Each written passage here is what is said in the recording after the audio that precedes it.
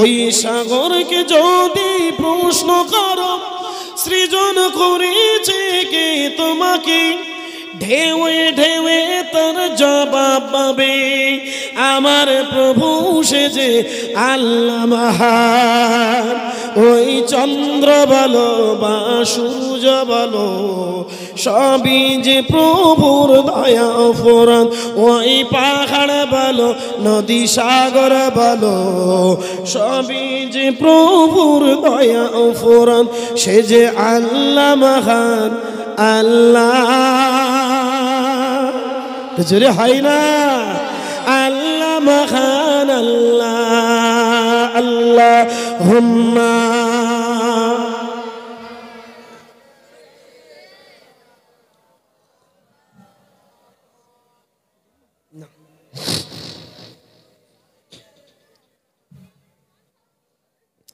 সৃজন করেছো এই ধরনী, দিয়েছ কত শত নেয়ামত, তোমার খাতিরে ইশারায় হয়ে যাবে কিয়ামত। জোরে হলো না, আওয়াজ দিলে বলেন নারে তাকবীর। সৃজন করেছো এই ধরনী, দিয়েছ কত শত নেয়ামত, তোমার খাতিরে ইশারায় হয়ে যাবে কিয়ামত। ওই চন্দ্র বলো বা সূর্য বলো সবই যে প্রভুর দয়া ফোরান। ওই পাহাড় বলো নদী সাগর বলো সবই যে প্রভুর দয়া ফোরান। সে যে আল্লাহ মহান আল্লাহ, জোরে হয় না নারে দেখবে আল্লাহ মহান আল্লাহ।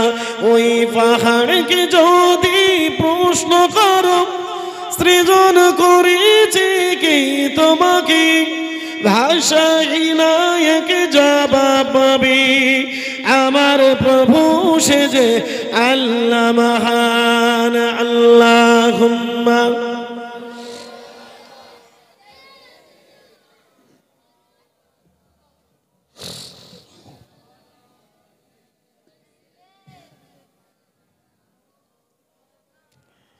খুঁটি বিহীন নীল আকাশে দেখি কত রূপ খেলা, দিনের বেলায় সূর্যের আলো রাতে তারকার মেলা। জোরে বলেন সবাই মিলে বলেন এতটুকুনি সামিয়ানা, কতটুকুনি হয়তো 500 কি 2000 লোক ধরবে কি 3000, চেয়ার নিয়ে বসলে কি আরো একটু বেশি লোক ধরবে। এতটুকুনি সামিয়ানা যদি এই আসমানের মাথার উপরে এত সুন্দরত করতে গেলে কতগুলো খুঁটির প্রয়োজন। দেখেন ওখানে একটা বাঁশ, ওদিকে 10টা বাঁশ, এদিকে 10টা বাঁশ, এদিকে 10টা বাঁশ, এতটা খুঁটি লাগিয়েছেন। তারপরে সামিয়ানাটা প্যান্ডেলটা খাড়া হয়েছেন আমাদের মাথার উপরে আছে, তাই তো নাকি? একবার একটু চিন্তা করেন দিনই আল্লাহ পাক রব্বুল আলামিন এই বিশাল জমিনের উপরে বিনা খুঁটিতে এত বড় আসমান ঝুলিয়ে রেখেছেন, তাহলে আল্লাহ পাকের কুদরতি ক্ষমতা কতটা একবার জোরে বলা যাবে না?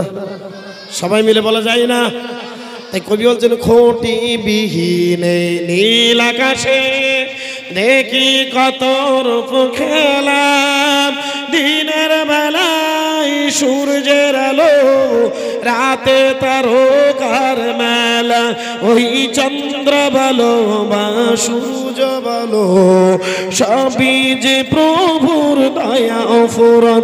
ওই পাহাড় বলো নদী সাগর বলো সবই যে প্রভুর দয়া ফোরান। সে যে আল্লাহ মহান আল্লাহ আল্লাহ মহান আল্লাহ। ওই পাহাড়কে যদি প্রশ্ন করো সৃজন করেছে কি তোমাকে, ভাষাহীন এক জবাব পাবে আমার প্রভু সে যে আল্লাহ মহান আল্লাহুম্মা। বলেছেন মুঝে গফাওয়ালো मुसाफिर न समझो मैं आया नहीं हूँ बुलाया गया हूँ कि मेहमान बना कर सताया गया हूँ कि मेहमान बना कर सताया गया हो मैं रोया नहीं हो रुलाया गया हो मुझे गोफा वालो मुसाफिर न समझो मैं आया नहीं हूँ बुलाया गया हो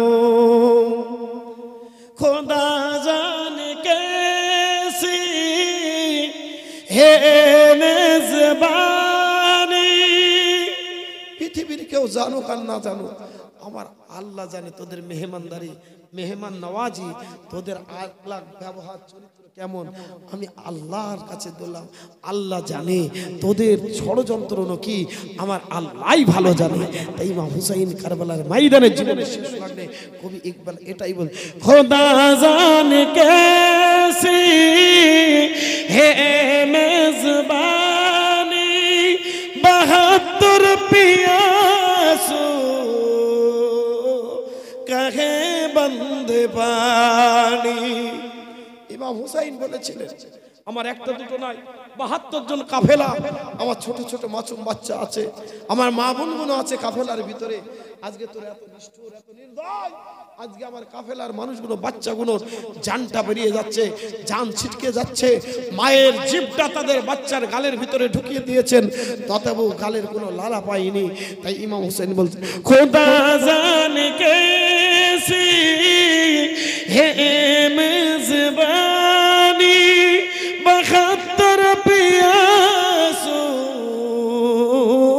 कहे बंदे पानी मुकद्दर में हौज़े कौसर का पीना मैं प्यासा नहीं हूँ पिलाया गया हो জোরে হয় না সবাই মিলে বলা যায় না ইমাম হুসাইন বলছেন আমি পিপাসিত নাই পিলিয়েছি কিন্তু আমার আল্লাহ তোরা কারবালার ময়দানে পানি আটকেছিস আমার আল্লাহ আবে কাউসারের পানিটা আমার কাফেলার মানুষকে পিলাইছে জগবর জোরে বলে এটা আস্তে করে বলেন সুবহানাল্লাহ এই সর্বনাশ করে আস্তে বললি জোরে হয় জোরে বলে হয় একটু জোরে সরে বলা যায় না সুবহানাল্লাহ নারে দেখবো নারে দেখবো मुझे खौफा वालो मुसाफिर न समझो